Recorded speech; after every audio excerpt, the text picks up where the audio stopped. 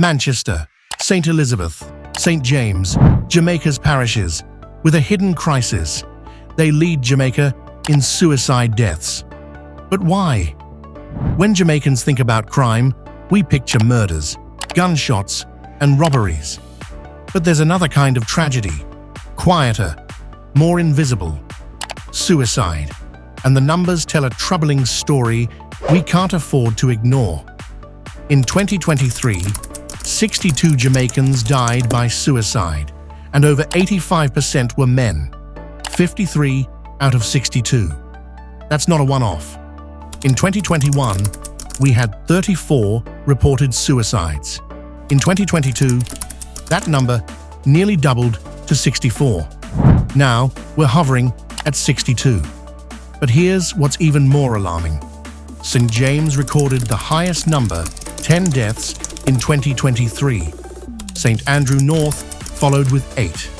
Manchester had 7. St. Catherine South, 6. On the other hand, Trelawny, Kingston Western, and Kingston Central reported 0 suicides in the same year. Behind every number is a name: a young man overwhelmed by silence, a student drowning in pressure, a father hiding his pain behind a smile. These aren't just stats. These are our people, our neighbors, our friends. So what's really happening in these parishes? 1. Is it rural isolation?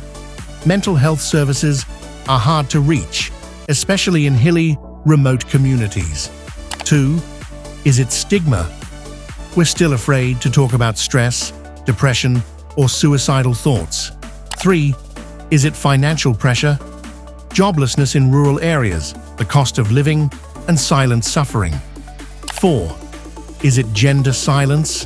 Men are taught to tough it out, and too often, they don't reach out. What's more, age also plays a role. The most affected groups: men over 40 and young adults aged 25 to 34. If this video is helping to open your eyes, please like, comment, and subscribe. Let's break the silence together. Here's a sharp example. In December 2022, St. Anne had the highest suicide count in the country. But just 1 month later, in January 2023, 0 cases. These wild shifts show us something.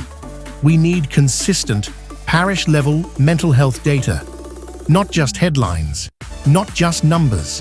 We need understanding, and we need it now. We can stop this. Here's how: bring mobile mental health clinics into high-risk parishes. Train pastors, teachers, and police officers to spot the signs. Launch anonymous WhatsApp and call-in support, especially for young men. And start open conversations in schools, workplaces, and homes. Because talking saves lives. Every single life lost to suicide is a loss to all of us. If you're hurting, please don't carry it alone. Call Jamaica's mental health hotline, 888 New Life, or speak to someone. You matter. Your life matters. Share this video. Start a conversation. You never know who needs to hear this today. If you haven't already done so, please like this video and subscribe to our Impacting Jamaica channel today.